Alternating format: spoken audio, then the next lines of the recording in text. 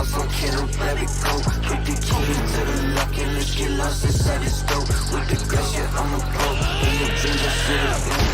hari ini adalah tentang seorang anak laki-laki bernama Yukio, yang sejak kecil memiliki kekuatan naga air, tetapi dia sama sekali tidak mengetahuinya. Cerita ini dimulai dari masa yang sangat lampau, di mana diceritakan bahwa di tengah lautan terdapat 4 pulau. 3 di antaranya dihuni oleh manusia, sementara 1 pulau lainnya menjadi tempat tinggal 2 naga, yaitu naga api dan naga air. Tugas naga air adalah memberi kehidupan, sedangkan naga api mengambil kehidupan. Mereka bukan makhluk jahat, tetapi itulah tugas mereka. Namun, seiring waktu, naga air mulai melemah, sehingga kekuatan naga api semakin bertambah. Bahkan, naga api kehilangan kendali atas dirinya sendiri dan mulai menghancurkan manusia yang tinggal di 3 pulau lainnya. Populasi manusia di dunia ini pun menurun dengan sangat cepat. Melihat situasi ini, seorang pria bernama Genda F maju dan mengorbankan dirinya untuk membangkitkan kekuatan sejati naga air. Setelah itu, kekuatan naga air pulih, dan secara perlahan semuanya kembali normal. Bertahun-tahun setelah cerita tersebut, kisah baru dimulai. Kini, kita melihat salah satu dari 3 pulau tempat tinggal seorang anak laki-laki bernama Yukio. Ayahnya, Makoto, adalah seorang pelatih yang melatih anak-anak lainnya.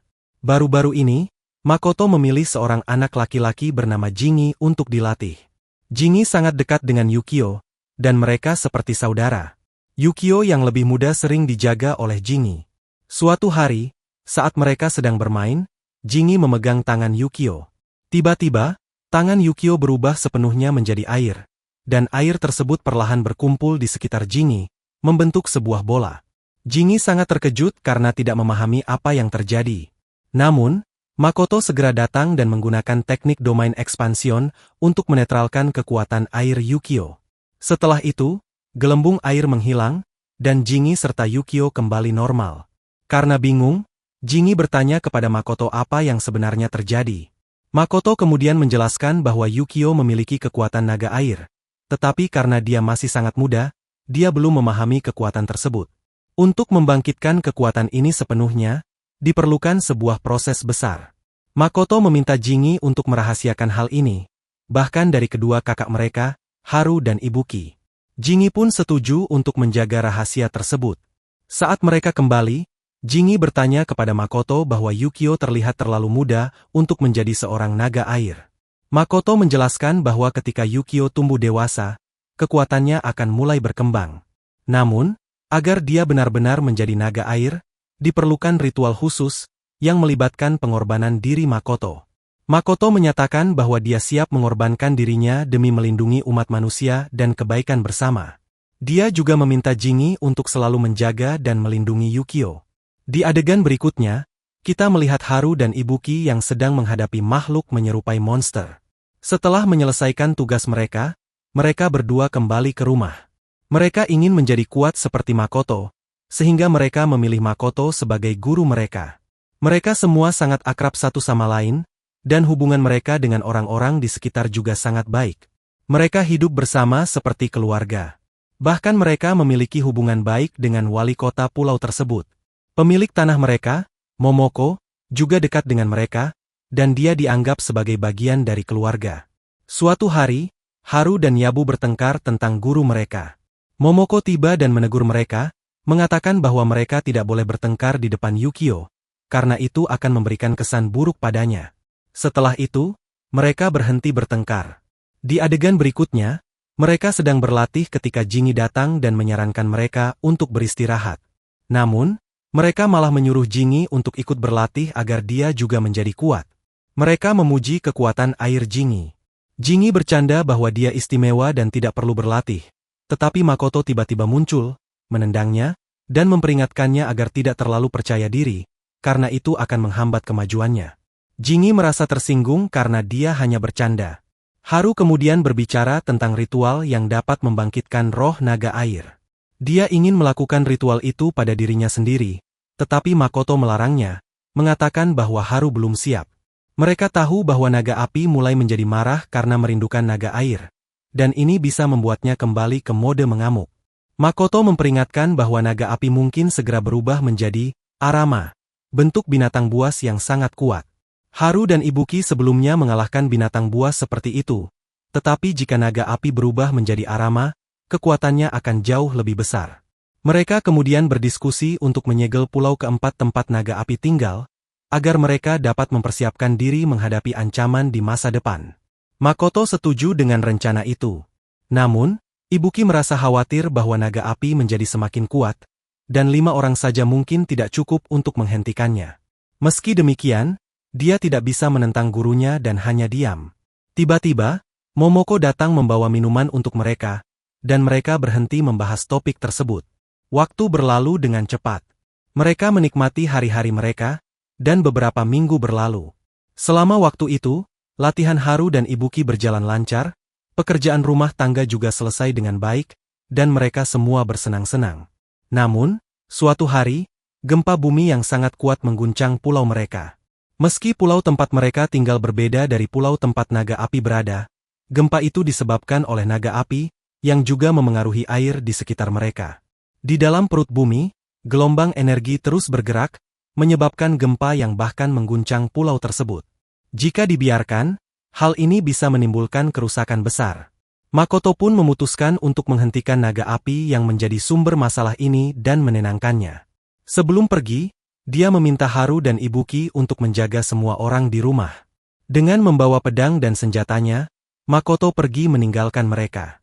Beberapa jam setelah Makoto pergi, gempa masih belum berhenti, bahkan semakin parah. Melihat situasi ini, Haru dan Ibuki memutuskan untuk pergi ke pulau keempat, tempat naga api tinggal. Mereka tidak tahu rencana Makoto atau apa yang sedang dia lakukan, tapi tetap nekat menuju ke sana. Sesampainya di pulau tersebut, mereka mengetahui bahwa naga api tinggal di dalam gunung berapi. Kekuatannya menyebabkan gunung itu bergetar dan menciptakan gempa. Mereka mencoba menenangkan naga dengan menggunakan energi mereka, perlahan membuat gunung berapi menjadi lebih stabil. Namun, tiba-tiba naga api marah besar, membuat gunung berapi kembali berguncang lebih kuat. Amarahnya juga memicu kehancuran lebih besar. Naga itu masuk ke mode amukan, Rampage mode, membuat gempa dan letusan gunung berapi semakin hebat. Haru dan Ibuki menyadari bahwa mereka tidak bisa mengalahkan naga itu. Dalam kondisi putus asa, mereka berencana meninggalkan pulau. Di sisi lain, Yukio dan Jingi juga berjuang untuk keluar dari pulau tersebut. Jingi berusaha menyelamatkan Yukio agar tidak terkena dampak kehancuran.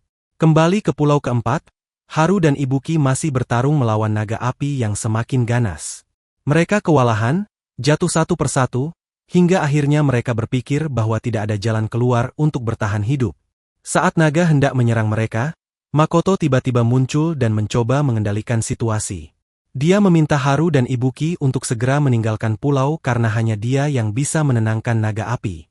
Meskipun awalnya enggan, Haru dan Ibuki akhirnya mengikuti perintah Makoto setelah dia menekankan bahwa ini adalah situasi hidup dan mati, dan jika mereka tidak pergi, nyawa banyak orang di pulau lain juga akan terancam.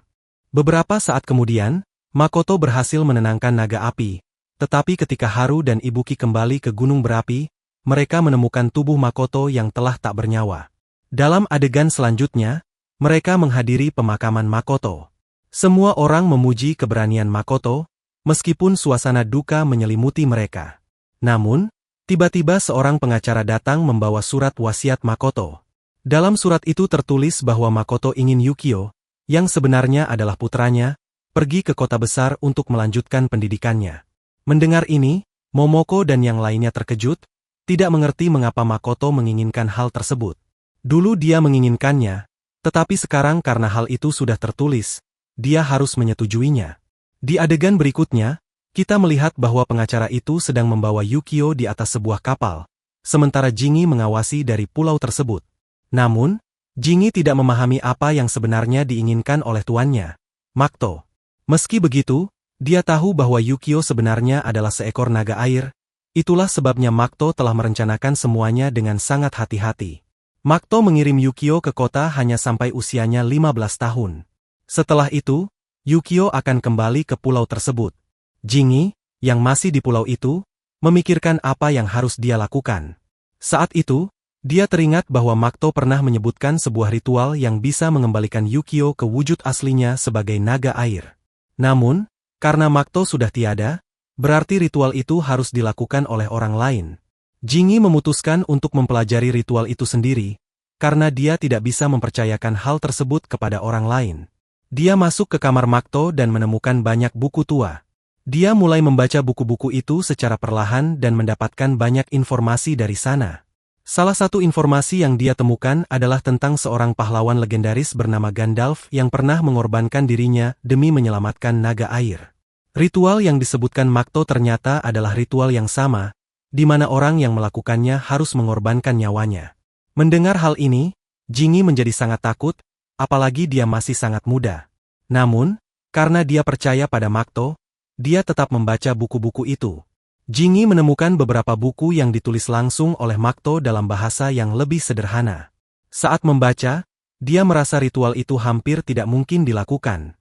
Namun, dia memutuskan untuk tetap mencoba, karena itu satu-satunya cara untuk menyelamatkan pulau. Setelah itu, dia memutuskan untuk menjalani hidupnya dengan gembira, karena dia merasa tujuan hidupnya hanya untuk mempelajari ritual tersebut dan melaksanakannya di akhir hidupnya. Waktu berlalu dengan cepat, dan 10 tahun kemudian Yukio hampir berusia 15 tahun. Di pulau itu, Momoko dan pengacara tersebut sedang berbicara, dan kita mengetahui bahwa waktunya Yukio untuk kembali telah tiba. Jingi mendengar percakapan itu dan berkata bahwa dia sendiri yang akan menjemput Yukio. Di adegan berikutnya, kita melihat Yukio menerima surat yang memintanya untuk pulang ke rumah. Setelah 10 tahun, Yukio hampir tidak mengingat apapun, tetapi dia tahu bahwa dia harus kembali ke pulaunya. Malam pun tiba, dan Yukio tertidur. Dalam mimpinya, dia kembali melihat dirinya berada di bawah air. Dia sudah terbiasa dengan mimpi itu, bahkan mulai menikmatinya. Namun, tiba-tiba sebuah tangan menariknya keluar, dan dia terbangun. Dia melihat kamarnya bergoyang seperti sedang terjadi gempa bumi. Namun, dia tidak terlalu memedulikannya. Keesokan harinya, kita melihat dia menerima sertifikat kelulusan karena telah menyelesaikan pendidikannya. Saat dia keluar, dia bertemu dengan gurunya, yang mengatakan bahwa dia mendengar Yukio akan kembali ke pulaunya. Sang guru bertanya apakah dia senang dengan hal itu, dan Yukio menjawab bahwa dia tidak terlalu peduli dan berharap orang-orang di sana akan sama baiknya seperti di sini. Namun, saat berjalan keluar, Yukio merasa sedikit sedih karena meskipun dia tinggal di tempat itu selama 10 tahun, dia tidak memiliki teman, sehingga waktu itu terasa membosankan baginya. Ketika dia melangkah keluar, dia melihat seseorang bernama Jingi sedang duduk dan terus-menerus menenggak kaleng bir, menarik perhatian semua anak di sekitar. Yukio tidak mengenali Jingi karena dia memakai kacamata hitam. Namun, ketika Jingi melepas kacamatanya, Yukio tetap tidak mengenalinya dan mengatakan, "Aku tidak mengenalmu." Setelah itu, Yukio mulai pergi, tetapi Jingi tidak menyerah. Karena Jingi curiga bahwa dia adalah Yukio, dia terus mengejarnya. Beberapa waktu kemudian, mereka sampai di sebuah jembatan. Ketika mereka sedang berjalan di sana, Jingi, untuk memastikan bahwa Yukio adalah Yukio yang sebenarnya, melemparnya dari atas jembatan ke dalam air. Saat jatuh ke air, Yukio mencoba berenang, tetapi ada dua hal. Pertama, Yukio adalah naga air, tetapi dia tidak tahu cara berenang. Kedua, seragam sekolahnya terlalu berat. Meskipun dia berusaha menggerakkan tangan dan kakinya, dia tidak bisa muncul ke permukaan. Tiba-tiba, tubuhnya mulai berputar-putar di dalam air tanpa dia melakukannya sendiri, seolah ada sesuatu yang menggerakkannya. Melihat hal ini, Jingi yakin bahwa dia adalah Yukio. Dengan mantra, Jingi mengangkat Yukio keluar dari air dan berdiri di atas permukaan air.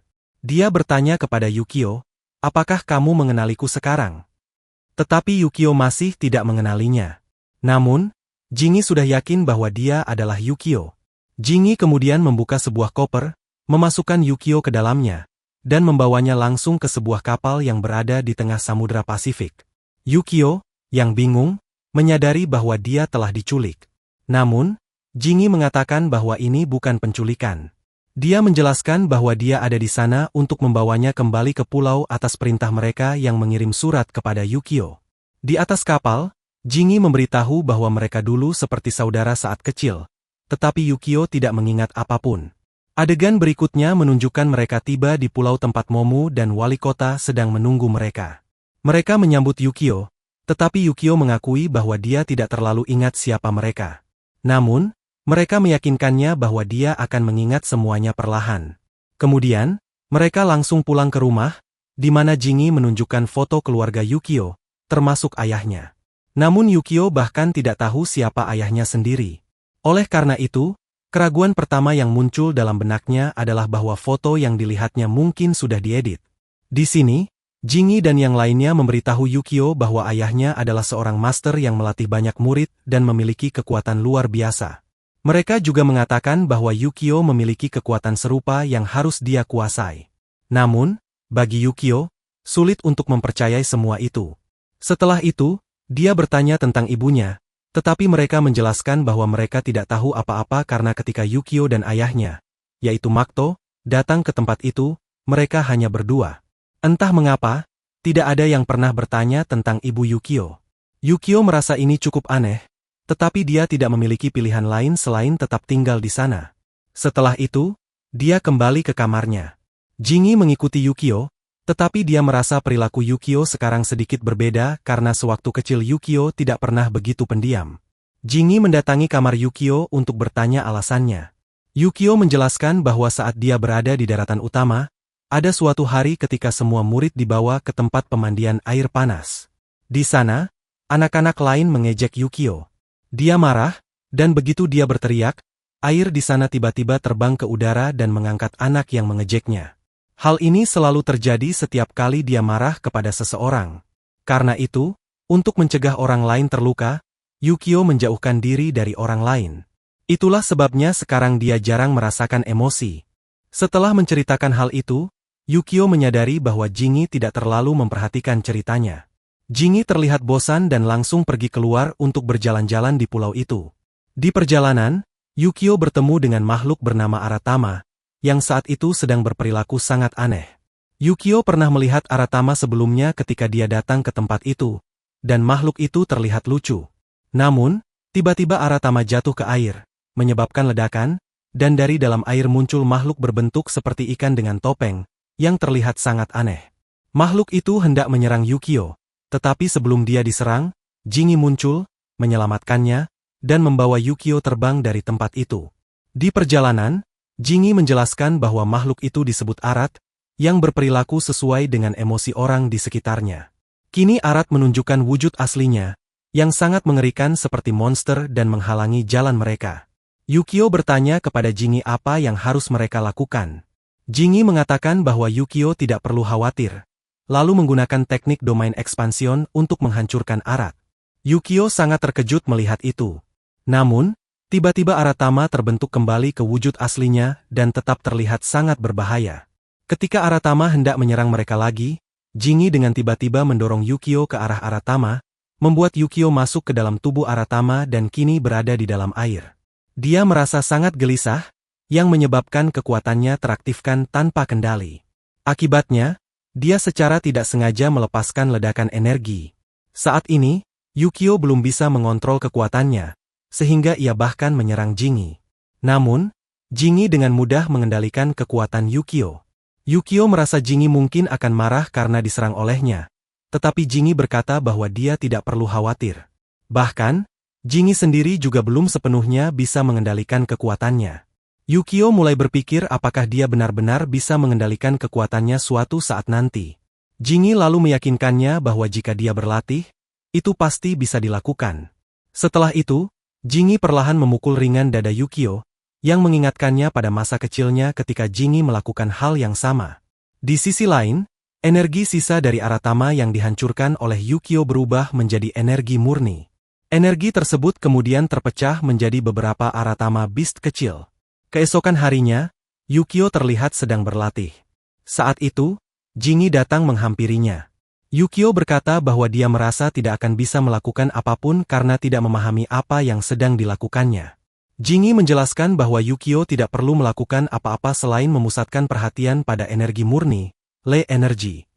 Yukio belum memahami apa itu Le Energy, tetapi Jingi menjelaskan bahwa Le Energy adalah energi vital yang mengalir di dalam tanah. Para master tingkat tinggi menggunakan energi ini untuk mengedarkan kekuatan mereka dan melawan makhluk seperti Aratama Beast. Jika Yukio bisa memahami dan mengendalikan Le Energy, dia juga bisa dengan mudah melawan Aratama Beast.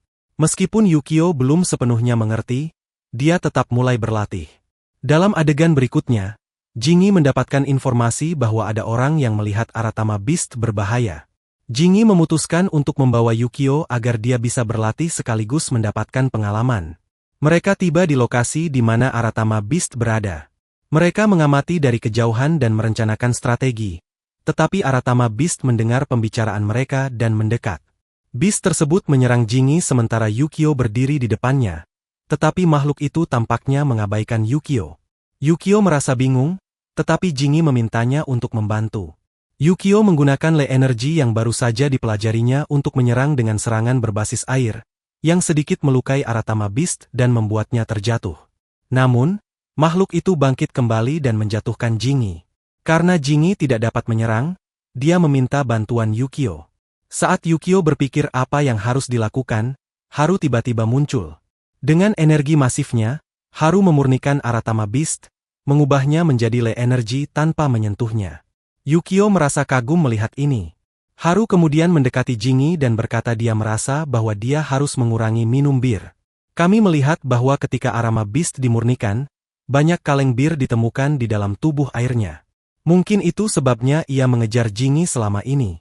Sementara itu, Haru melihat Yukio di dekat sana dan mendekatinya. Haru mengenali Yukio, jadi dia mengangkatnya.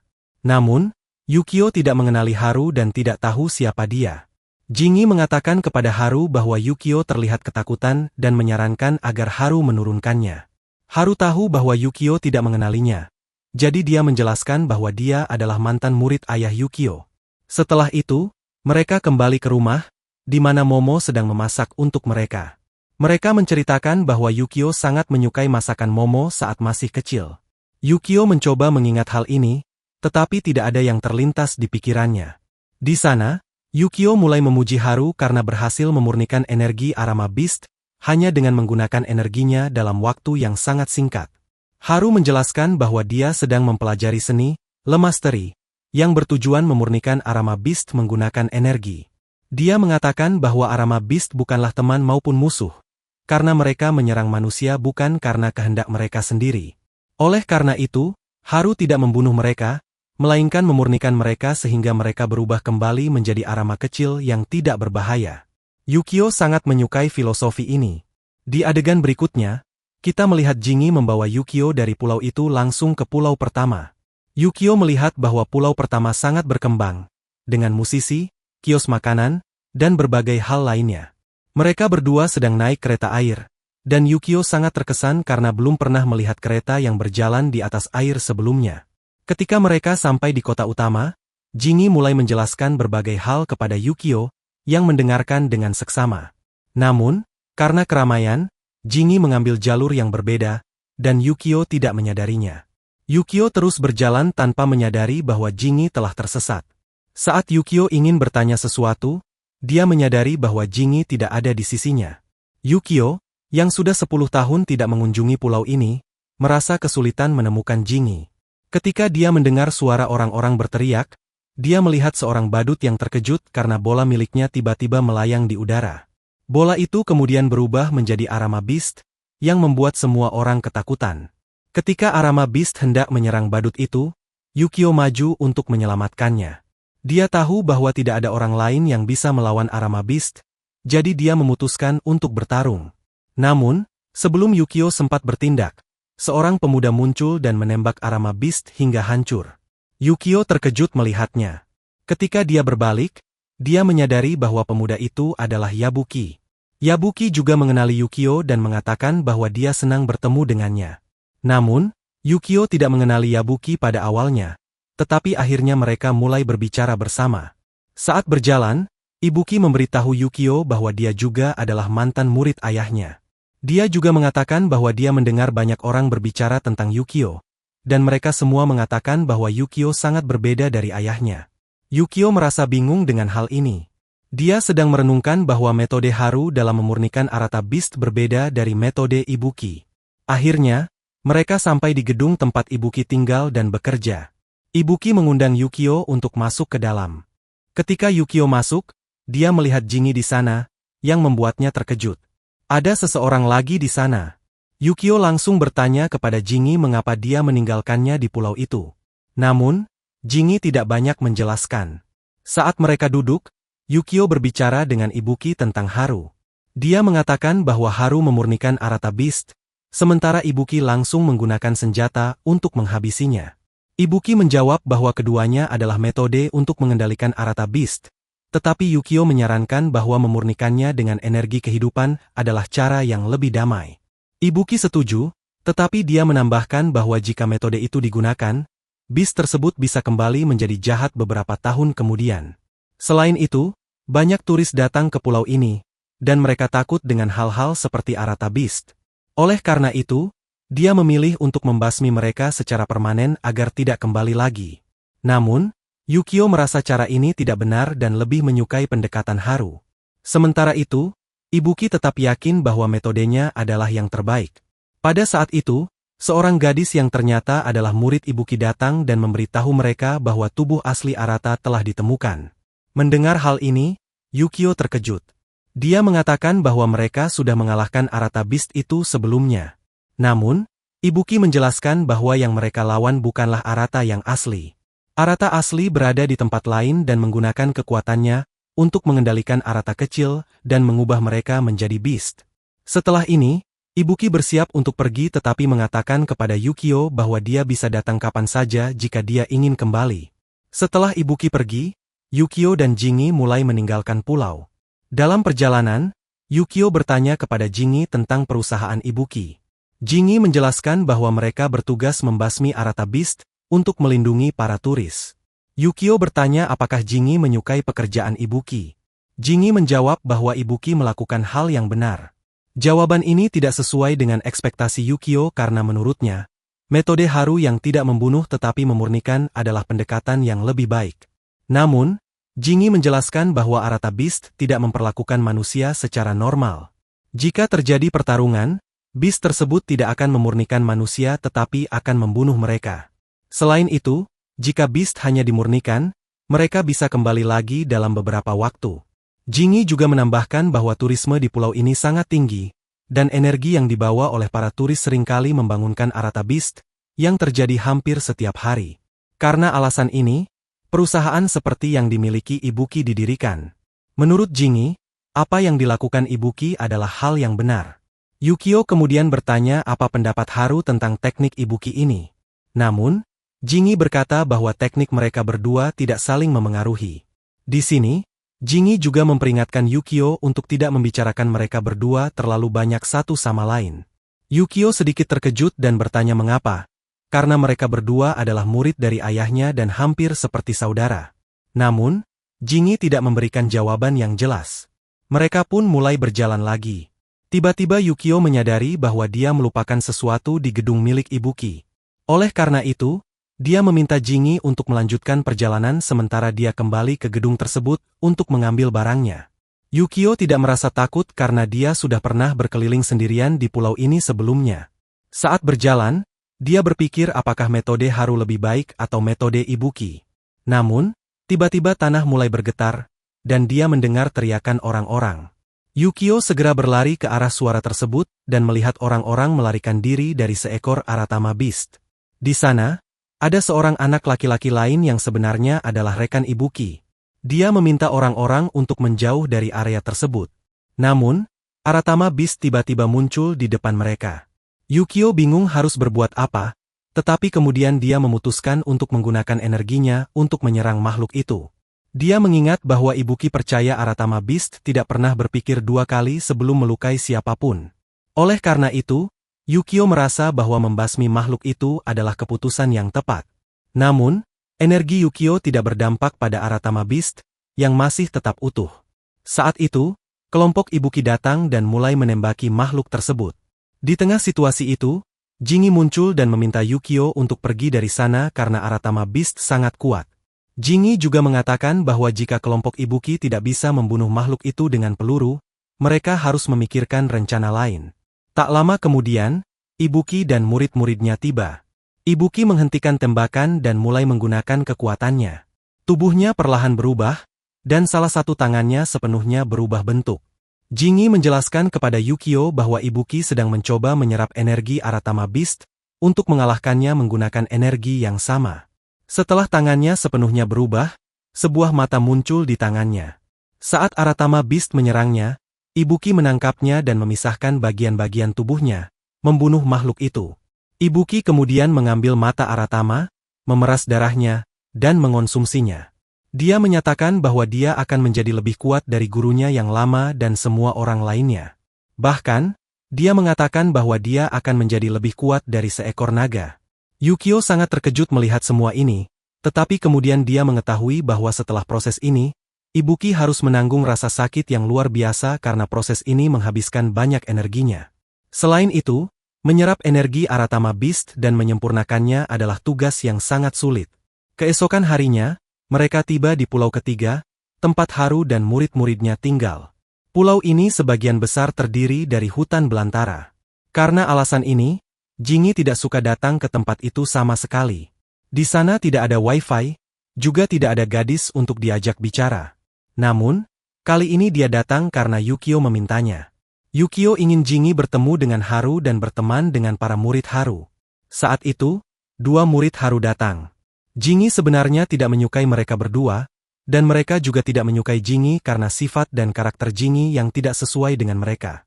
Saat itu, mereka membawa Yukio untuk menunjukkan area sekitar.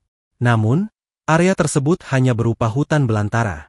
Mereka akhirnya tiba di dekat sebuah kuil, shrine, tempat dua patung naga berada. Mereka menjelaskan bahwa kedua patung itu dibuat untuk menghormati naga air dan naga api. Yukio yang penasaran tentang naga bertanya lebih banyak. Mereka menunjukkan ke arah pulau keempat, tempat naga-naga itu tinggal. Mereka juga menceritakan kisah saat naga api marah dan menyerang. Dalam kisah itu, ayah Yukio mengorbankan nyawanya untuk menghentikan serangan tersebut. Yukio kemudian mengingat perkataan Ibuki bahwa dia akan menjadi lebih kuat daripada naga. Dia menyadari bahwa Ibuki pasti berbicara tentang naga api. Namun, Yukio merasa aneh karena dia tidak ingat apapun tentang tragedi besar itu. Padahal dia seharusnya memiliki memori jika benar-benar ada di sana. Ketika dia mencoba mengingat, dia hanya melihat bayangan air. Saat Yukio hendak melangkah maju, dia melihat Jingi berbicara kepada dua murid Haru.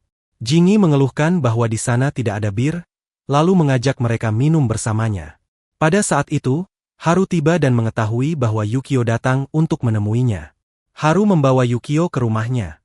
Saat mereka duduk, Haru bertanya apa yang sebenarnya ingin dibicarakan Yukio. Yukio menjelaskan bahwa baru-baru ini dia pergi ke pulau pertama dan bertemu dengan Ibuki. Awalnya, Haru tidak ingin berbicara tentang Ibuki, tetapi karena Yukio bersikeras, dia mendengarkan. Yukio menceritakan bagaimana dia melihat Ibuki membunuh seekor Ratma dengan pistol. Dia ingin tahu pendapat Haru tentang hal itu. Haru menjawab bahwa dia tidak terlalu memikirkannya dan tidak peduli dengan metode Ibuki. Haru kemudian menjelaskan bahwa dia menggunakan energi Lei.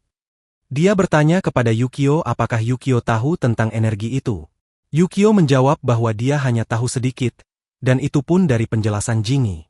Mendengar itu, Haru tertawa dan mengajak Yukio ke sebuah gerbang di pulau ketiga untuk merasakan energi Lei. Yukio sangat menyukai pengalaman itu. Haru menjelaskan bahwa jika Yukio menjelajahi bagian terdalam dari samudra dalam dirinya, dia akan menemukan energi Lei yang bisa digunakan untuk memurnikan makhluk Arama Beast. Setelah dimurnikan, makhluk-makhluk itu digabungkan kembali dengan energi Lei dan dikirim kembali ke tempat asal mereka.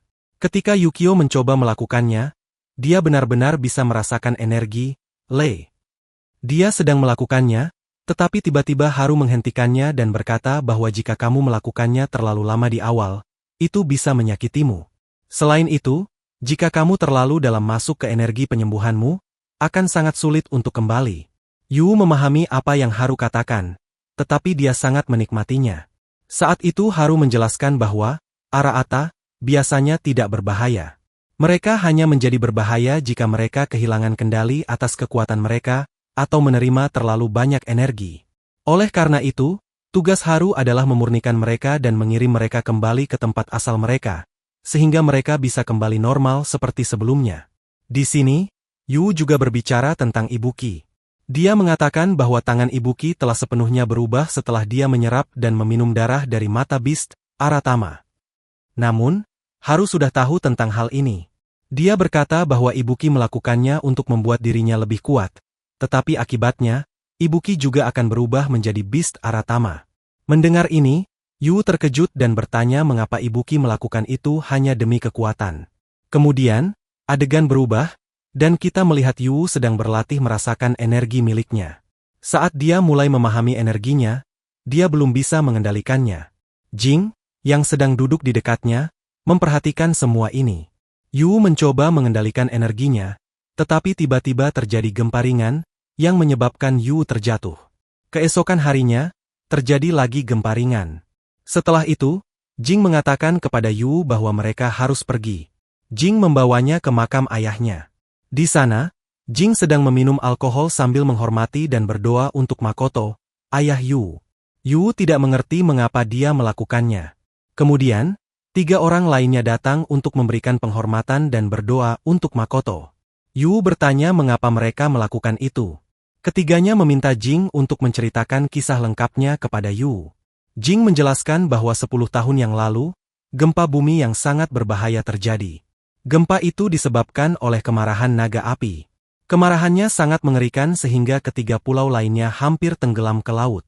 Namun, selama 10 tahun terakhir, pulau-pulau itu tetap utuh karena Makoto, ayah Yu, mengorbankan dirinya untuk menyelamatkan semuanya. Oleh karena itu, mereka datang ke sini untuk berdoa agar Makoto terus melindungi pulau-pulau mereka. Setelah itu, Yu juga duduk di depan makam ayahnya dan berdoa. Beberapa saat kemudian, mereka melihat Ibara. Ibara adalah gadis yang sebenarnya murid dari Ibuki. Dia juga datang untuk mengunjungi makam orang tuanya. Saat dia pergi, Jing mengundangnya untuk minum, tetapi Ibara tidak terlalu peduli dan langsung pergi.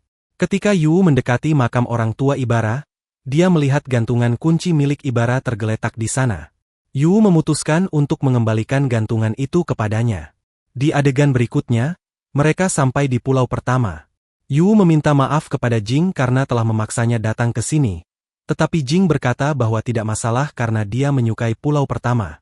Mereka tiba di gedung tempat Ibuki bekerja dan bertemu dengan Ibuki, tetapi kemudian mereka melanjutkan perjalanan dan bertemu dengan seorang pria yang sebelumnya terlihat pada insiden Aratama. Nama pria ini adalah Makito. Dia menyambut Yukio dan Jinji. Mereka memberitahunya bahwa mereka memiliki gantungan kunci milik Ibara, dan meminta Makito untuk mengembalikannya. Namun, Makito menyarankan agar mereka sendiri yang memberikan gantungan kunci itu kepada Ibara.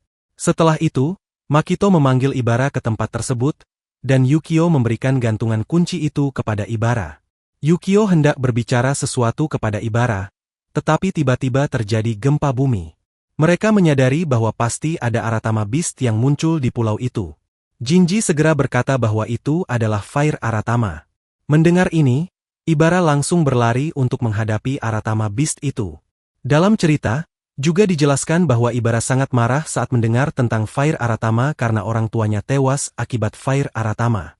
Yukio dan Jinji memutuskan untuk membantu Ibara, sementara Makito memberitahu Ibuki agar dia juga bisa tiba di tempat itu pada waktu yang tepat. Di sisi lain, kita melihat Ibuki sedang berbicara dengan seseorang tentang bahaya besar yang hampir terjadi pada insiden sebelumnya di pulau tersebut. Ibuki merasa mereka harus bersiap untuk evakuasi, karena dia percaya bahwa ancaman besar akan segera muncul di pulau itu. Saat itu, Ibuki menerima telepon dari Makito, yang memberitahunya bahwa Fire Aratama telah muncul di kota. Setelah mendengar itu, Ibuki segera pergi ke lokasi kejadian. Di adegan berikutnya, Yukio dan Jinji terlihat mengejar Aratama. Dalam perjalanan, mereka melihat beberapa rumah yang terbakar, di mana penduduknya masih terjebak. Jinji memutuskan untuk menyelamatkan mereka dan meminta Yukio untuk maju menghentikan Ibara. Yukio pun melanjutkan perjalanan, sementara di sisi lain, Ibara telah tiba di dekat Fire Aratama. Aratama itu tampak sangat berbahaya, tetapi Ibara tidak menyerah. Dia langsung menyerang Aratama tersebut. Saat bertarung, Ibara teringat kenangan hari ketika orang tuanya tewas. Hal ini membuatnya semakin termotivasi untuk menyerang Aratama itu. Namun, Aratama tersebut memblokir semua serangannya dan kemudian menyerang balik dengan energi besar yang masif. Ibara tidak mampu menghindar dari serangan tersebut. Tetapi tiba-tiba Yukio muncul dan menciptakan perisai air yang menghentikan serangan Aratama. Saat itu, Ibara melihat bayangan Ibuki dalam diri Yukio. Dia teringat saat kematian orang tuanya, ketika Ibuki datang untuk menyelamatkan mereka, meskipun terlambat sehingga tidak bisa menyelamatkan orang tua Ibara. Kini, Aratama mulai menyerang Yukio, tetapi Yukio menggunakan perisainya untuk menahan serangan itu. Yukio bahkan menyerang balik, tetapi serangan itu tidak memberikan banyak kerusakan pada Aratama. Melihat situasi ini, Yukio meminta Ibara untuk meninggalkan tempat itu. Namun, tiba-tiba dua murid Haru muncul di lokasi kejadian, dan di saat yang sama, Aratama kembali melancarkan serangan yang sangat kuat. Di sana Yukio telah mengarahkan perisainya ke depan, sehingga serangan lawan berhenti. Namun, kita melihat bahwa Yukio sebenarnya tidak hanya menghentikan serangan itu, melainkan memanipulasinya dan mengarahkannya ke arah lain. Hal ini membuat Yukio tidak perlu mengeluarkan terlalu banyak energi. Tetapi dia tahu bahwa dia tidak bisa mengalahkannya dengan mudah. Karena itu, dia memberitahu ketiga rekannya untuk melarikan diri dari tempat itu. Namun, Ibara menolak dan mengatakan bahwa jika mereka melarikan diri, maka Aratama tersebut akan mengejar mereka dan akhirnya menyerang kota ini. Hal itu akan membahayakan orang-orang lain yang sedang berkunjung ke kota tersebut. Apa yang dikatakan Ibara memang benar. Setelah itu, Ibara melompat dan mulai menyerang Aratama tersebut. Dia memiliki kekuatan petir yang cukup efektif untuk memberikan kerusakan pada Aratama. Namun, kekuatan petir itu masih sedikit kurang kuat. Ibara meminta Yukio untuk membantunya pada saat yang sama. Kemudian Yukio menggunakan kekuatan airnya. Karena Aratama ini memiliki elemen api, serangan air memberikan dampak besar pada tubuhnya, memadamkan api yang membakar tubuhnya. Namun, efek ini tidak bertahan lama, dan api tersebut kembali muncul. Di sini, Yukio dan Ibara bekerja sama untuk menyerang Aratama. Yukio kemudian meminta bantuan dari dua murid Haru, yang juga mulai ikut menyerang. Salah satu dari mereka memiliki kekuatan sihir angin. Dengan serangan gabungan mereka, Aratama mulai kesulitan menentukan siapa yang harus diserang. Dalam beberapa saat, akhirnya mereka berhasil memurnikan Aratama itu. Ketika mereka sedang merayakan keberhasilan tersebut, tiba-tiba 3 batu besar jatuh dari langit. Batu-batu ini adalah batu api yang kemudian berubah menjadi Fire Tama. Mereka kemudian mengetahui bahwa batu-batu itu berasal dari pulau keempat, tempat para naga tinggal. Di sini, mereka menyadari bahwa mereka tidak mungkin menang melawan makhluk ini. Ibara mengatakan bahwa dia akan tetap tinggal dan melawan, sementara yang lain melarikan diri untuk mencari bantuan. Namun, sebelum mereka bisa melarikan diri, tiba-tiba salah satu Aratama menciptakan penghalang api di sekitar mereka, sehingga mereka tidak dapat pergi. Karena itu, mereka tidak punya pilihan selain bertarung. Yukio memahami situasi ini dan mulai merasakan energi dalamnya. Matanya mulai bersinar, dan kekuatannya yang sesungguhnya akan dilepaskan. Pada saat itu, Haru dan Ibuki tiba. Haru segera memurnikan salah satu Aratama begitu dia tiba, sementara Ibuki menghabisi Aratama lainnya dengan pistolnya. Mereka berdua kemudian menyerang Aratama yang tersisa bersama-sama dan berhasil menjatuhkannya. Ketika Ibuki hendak mengambil mata Aratama tersebut dan meminum darahnya, Haru memurnikannya. Hal ini membuat Ibuki sangat marah. Dia bertanya kenapa Haru melakukan itu, dan Haru menjawab bahwa jika master mereka, Mako, ada di sini, dia tidak akan senang melihat Ibuki menggunakan sihir hitam. Ibuki mengatakan bahwa dia tidak peduli, karena menurutnya master mereka mati karena mereka lemah. Jika mereka lebih kuat saat itu, master mereka tidak akan mati. Saat itu, Aratama yang sebelumnya sudah dijatuhkan tiba-tiba bangkit kembali dan hendak menyerang mereka. Namun, Haru menggunakan sihir anginnya untuk menghentikan serangan tersebut. Bagian tersebut hancur, dan di sini mata Arat Ma Beast jatuh ke bawah. Ibuki hendak mengambil dan mengonsumsi darah dari mata itu, tetapi Haru menghentikannya. Hal ini memicu perkelahian di antara keduanya. Saat itu, Jingi datang secara diam-diam dan memurnikan mata tersebut. Setelah itu, dia pergi menemui Yukio. Ketika bertemu Yukio, Jingi mengatakan kepada mereka berdua bahwa mereka tidak seharusnya bertarung di depan murid-murid mereka. Mendengar hal ini, mereka berhenti bertarung. Namun, Haru tetap berpikir bahwa Ibuki tidak seharusnya menggunakan sihir hitam karena Maktou tidak pernah menyukai hal itu. Tetapi Ibuki tidak peduli dengan hal tersebut, dan mereka berdua pergi dari sana. Kemudian, kita melihat bahwa Ibara, Yukio, dan kedua murid Haru bertemu. Karena usia mereka hampir sama, Ibara memberikan nomor teleponnya kepada Yukio agar mereka bisa tetap berhubungan. Meski awalnya murid-murid Haru dan murid Ibuki seperti Ibara tidak begitu akrab, mereka akhirnya berteman dan berbagi nomor satu sama lain, bahkan membuat grup bersama. Setelah Yukio kembali, dia berbicara dengan Momoko tentang apa yang sebenarnya terjadi antara Haru dan Ibuki. Momoko menjelaskan bahwa dia tidak tahu semuanya secara mendetail. Tetapi setelah kematian Maktou, Haru dan Ibuki pergi ke pulau tempat tubuh Maktou ditemukan. Setelah itu, Ibuki memutuskan untuk meninggalkan ajaran Maktou dan memilih jalannya sendiri, untuk menjadi lebih kuat agar bisa menghentikan Fire Dragon jika muncul lagi di masa depan. Namun, beberapa waktu kemudian, Ibuki kembali, tetapi dia telah mengubah jalan hidupnya. Karena perbedaan tersebut, hubungan antara Haru dan Ibuki menjadi tidak baik, dan situasi tetap seperti itu hingga sekarang. Setelah itu, kita melihat Jingi sedang duduk, sementara Yukio tertidur di ruangan lain. Yukio bermimpi, mimpi yang pernah dia alami ketika masih di sekolah. Dalam mimpinya, dia berada di dalam air. Sudah lama sejak dia bermimpi seperti ini, jadi dia merasa sedikit terkejut. Di dalam air, dia tetap tenang, tetapi tiba-tiba dia merasakan energi misterius menariknya. Dia mencoba naik ke permukaan air tetapi tidak bisa. Lalu muncul sebuah mata yang tampaknya milik Arama. Yukio merasa ketakutan melihatnya, tetapi Jingi datang dan membangunkannya. Ketika ditanya apa yang terjadi, Yukio hanya menjawab bahwa itu adalah mimpi biasa. Namun, Jingi memperhatikan bahwa mata Yukio bersinar dengan warna biru muda yang terang. Di saat yang sama, Yukio menerima pesan dari seorang temannya. Temannya mengundang Yukio ke sebuah festival di pulau, festival yang hanya diadakan sekali dalam waktu yang lama.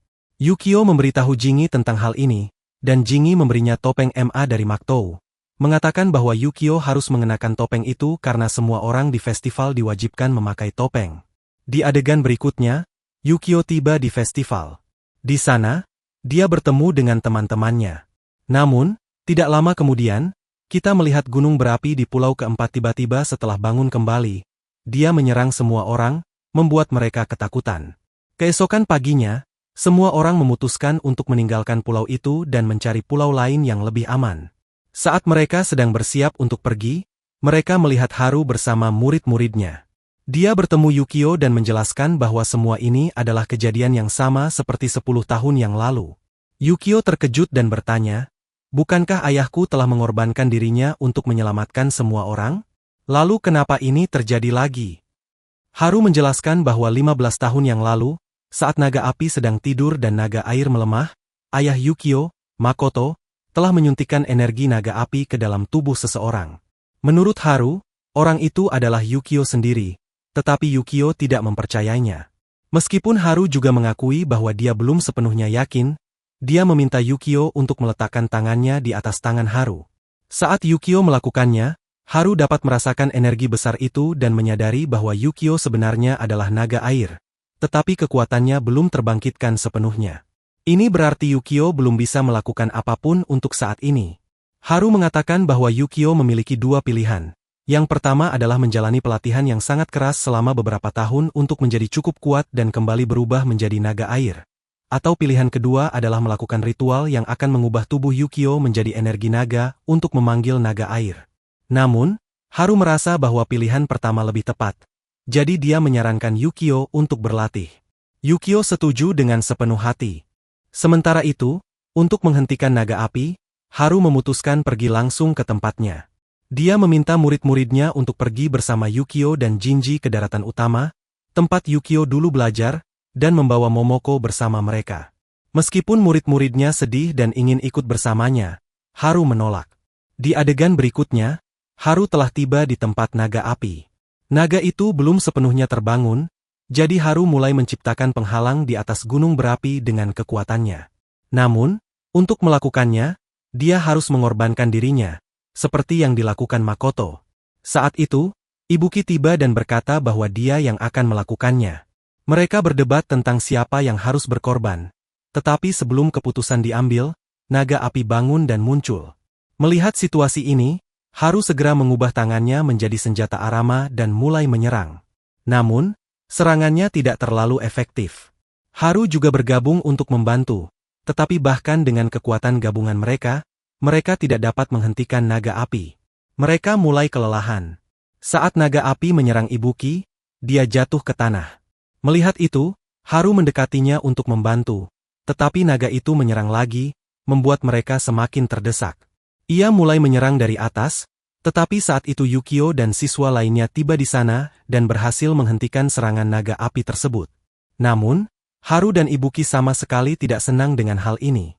Menurut mereka, siswa-siswa itu seharusnya tidak datang ke tempat ini karena sangat berbahaya. Tetapi, sekarang tidak ada yang bisa dilakukan. Karena itu, mereka memutuskan untuk bertarung bersama. Sayangnya, kehadiran mereka tidak banyak membantu karena naga itu sama sekali tidak kelelahan. Melihat situasi ini, Haru memutuskan untuk menggunakan teknik rahasia dari gurunya, Makoto. Haru berhasil mengikat naga tersebut dengan rantai, tetapi energinya belum cukup kuat untuk menahannya terlalu lama. Akibatnya, tidak lama kemudian naga itu berhasil bebas kembali. Di sisi lain, Ibuki yang melihat situasi semakin kritis, mengubah dirinya sepenuhnya menjadi arat. Transformasi ini membuat kekuatannya meningkat secara signifikan. Ia mulai menyerang naga api itu dengan bantuan Haru. Meskipun begitu, naga tersebut tetap tidak mudah dikalahkan. Namun, serangan mereka memberi waktu bagi siswa lain untuk beristirahat. Tiba-tiba, Jinggi muncul di tempat itu dan bertanya kepada Yukio apakah ia ingin kekuatan naga airnya kembali. Yukio mengiyakan, dan Jinggi mengumumkan bahwa ia akan melakukan ritual untuk mengembalikan kekuatan tersebut kepada Yukio. Jinggi sadar bahwa ia akan kehilangan nyawanya karena ritual ini, tetapi ia tidak memberitahu siapapun. Ia mulai melakukan ritual tersebut, yang membawa Yukio dan Jinggi ke dimensi energi roh. Setelah sampai di sana, mereka melihat diri mereka berdiri di atas sebuah batu besar, dengan aliran energi roh yang sangat kuat di bawahnya. Yukio bertanya mengapa mereka tidak melakukan hal ini sejak awal. Jinggi menjawab bahwa ia belum siap sebelumnya karena ritual ini akan mengorbankan nyawanya. Yukio tidak siap menerima kenyataan itu, tetapi Jinggi meyakinkannya bahwa ini adalah satu-satunya cara untuk menyelamatkan pulau dan semua orang di sana. Jinggi memegang tangan Yukio dan langsung melompat dari atas batu ke aliran energi di bawah. Mereka terjun ke dalam air, dan Yukio menemukan naga air yang sedang tertidur. Saat tubuh Yukio mendekati naga air tersebut, ia terhubung dengannya. Hal ini membuat Yukio melihat kembali semua kenangan masa kecilnya, termasuk saat bersama ayahnya, Makoto. Ketika ia kembali ke dunia nyata, ia melihat tubuh Jinggi sudah tidak bernyawa. Yukio pun dengan penuh kemarahan menciptakan gelombang air yang sangat besar dan berubah menjadi wujud naga air sejatinya. Air yang mengalir deras itu membuat semua orang di sana menjauh.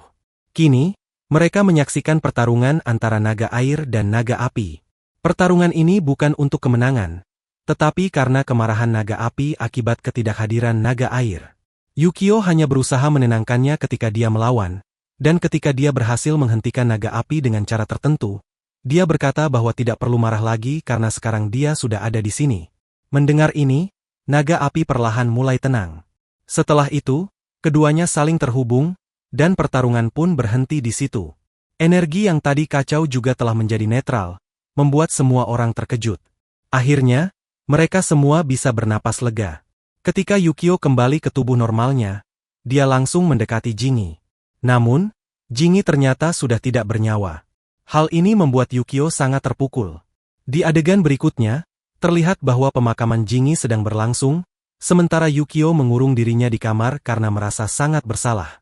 Teman-temannya khawatir padanya dan juga merasa sedih karena kehilangan Jinggi, yang usianya masih sangat muda.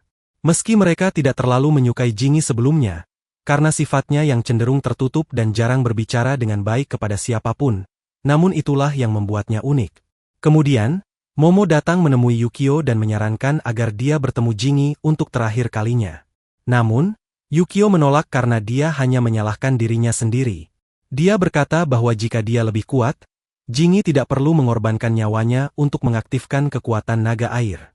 Momo mencoba meyakinkan Yukio bahwa ini bukan salahnya, dan jika memang ada cara lain, Jinggi pasti tidak akan memilih jalan ini. Tetapi, Karena ini adalah satu-satunya pilihan yang tersisa, Jingi telah memutuskan dengan matang. Akhirnya, Yukio setuju, tetapi dia tetap tidak masuk ke ruangan tersebut. Beberapa saat kemudian, seekor aratama kecil, yang tidak berbahaya, terbang menuju ruangan tempat Jingi berada. Yukio mengikutinya dan bertemu dengan wali kota di sana. Wali kota, yang sangat sedih, berkata kepada Yukio bahwa dia telah menyelamatkan seluruh pulau, tetapi dia merasa bersalah karena Yukio kehilangan anggota keluarganya lagi dalam proses itu. Yukio memahami apa yang dikatakan wali kota dan menegaskan bahwa ini bukan kesalahannya.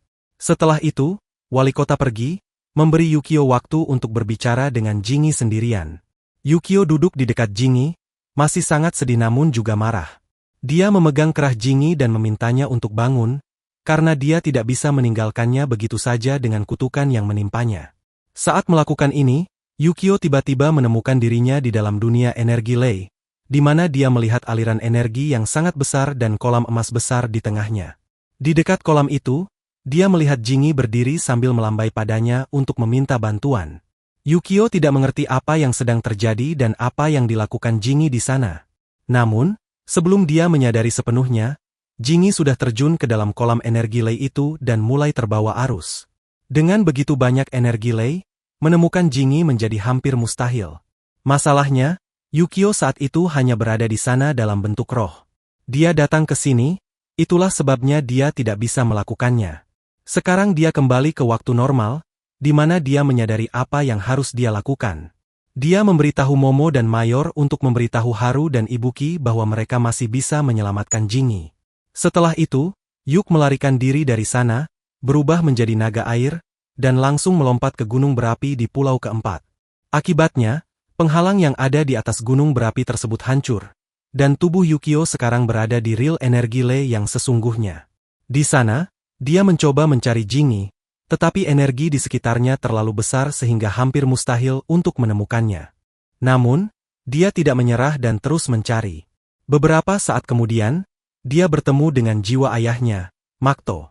Yukio sangat terkejut, awalnya dia bahkan tidak mengenali Makto, tetapi Makto langsung mengenalinya. Makto menjelaskan siapa dirinya, dan Yukio mendengarnya dengan terkejut. Mereka berbicara panjang lebar, dan Makto mengungkapkan bahwa dia mengirim Yukio ke daratan utama, tempat sekolah itu berada, selama 10 tahun agar Yukio bisa belajar dan memahami bagaimana manusia normal menjalani hidup. Hal ini karena pemahaman seperti itu tidak mungkin diperoleh di pulau. Setelah berbicara, Yukio memberitahu Makto tentang Jingi dan bertanya apakah Makto bisa membantunya. Makto setuju dan mengatakan bahwa ketika jiwa Jingi datang ke sini, dia menggunakan teknik formasi untuk menempelkan partikel tertentu ke jiwa Jingi sehingga dia bisa mengetahui keberadaan Jingi. Kemudian, mereka berdua mulai mencari Jingi.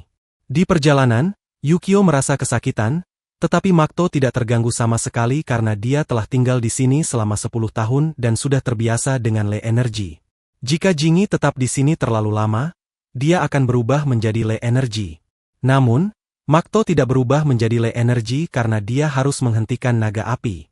Saat mereka maju, di luar kita melihat Ibuki dan yang lainnya menyadari bahwa Yukio berubah menjadi naga air dan pergi ke pulau keempat. Mereka pun segera menuju ke arah yang sama. Setelah sampai di pulau, Haru menciptakan formasi koneksi yang membuka portal ke Lei Energy Realm. Haru melakukan ini karena formasi di atas gunung berapi telah rusak, yang sebelumnya menghubungkan gunung berapi itu dengan Lei Energy Realm. Tanpa formasi itu, Yukio tidak bisa keluar dari sana dengan cara normal. Di sisi lain, Yukio dan Makto terus mencari Jingi di Lei Energy Realm. Beberapa saat kemudian, mereka menemukan Jingi tenggelam dalam Lei Energy. Mereka segera menyelamatkannya.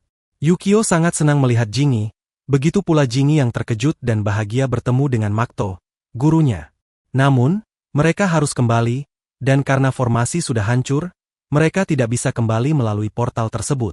Tiba-tiba, Yukio melihat bintang bersinar di kejauhan. Tampak jelas bahwa Yukio sudah mengerti ini adalah jalan keluar, meskipun dia tidak tahu bahwa portal itu diciptakan oleh Haru. Namun, dia dapat memahami karena portal itu adalah hal yang paling aneh di sana. Ketika mereka berdua mulai melangkah maju, maka Makato berkata kepada Yukio dan Jingi bahwa kini tugas menghadapi Fire Dragon ada di tangan mereka. Dia menegaskan bahwa tugasnya sudah selesai, lalu berpamitan kepada mereka dan menyatu dengan energi suci. Setelah itu, Yukio dan Jingi melanjutkan perjalanan mereka menuju portal. Saat mereka tiba di dekat portal, tiba-tiba Ibuki mengubah tangannya menjadi senjata magis dan mengulurkannya untuk membantu Yukio dan Jingi keluar. Namun, tangan Yukio tergelincir, dan dia jatuh ke belakang, yang membuatnya tiba-tiba memasuki dimensi lain di mana jiwa Fire Dragon berada. Di sana, jiwa Fire Dragon tidak ingin Yukio pergi lagi. Namun, Yukio menjelaskan bahwa dia sekarang tidak hanya seorang Water Dragon tetapi juga seorang manusia. Karena itu, dia harus menjalani hidup sebagai manusia. Yukio meyakinkan Fire Dragon bahwa dia akan segera kembali. Akhirnya, Fire Dragon setuju dan membiarkannya pergi. Yukio pun kembali ke realm energi suci, tempat Ibuki sekali lagi mengulurkan tangannya. Kali ini, mereka berhasil saling berpegangan dan keluar dari sana. Ketika mereka keluar, Yukio menyadari bahwa Jingi tidak bersamanya. Ternyata, jiwa Jingi telah kembali ke tubuhnya. Ketika Jingi bangkit, Momo dan Mayor sangat terkejut melihatnya hidup kembali. Begitu sadar, hal pertama yang dikatakan Jingi adalah bahwa dia ingin minum bir. Di sisi lain, Yukio, yang merasa senang, langsung meminta maaf kepada semua orang karena telah membuat mereka khawatir. Namun, semua orang juga sangat bahagia karena berkat Yukio, Jingi bisa diselamatkan. Di momen ini, Haru dan Ibuki menyadari betapa besar kepedulian Yukio dan Jingi terhadap keluarga mereka. Hal ini mengingatkan mereka pada masa lalu ketika mereka seperti saudara. Akhirnya, mereka memutuskan untuk melupakan permusuhan mereka. Beberapa waktu kemudian, Ibuki berhenti menggunakan sihir hitam dan kembali ke jalan yang diajarkan oleh Makato. Kita juga melihat bahwa Haru dan kedua murid tersebut telah pergi ke daratan utama. Di sana, mereka mulai sekolah dan akan menyelesaikan pendidikan mereka. Dengan ini, cerita anime ini berakhir.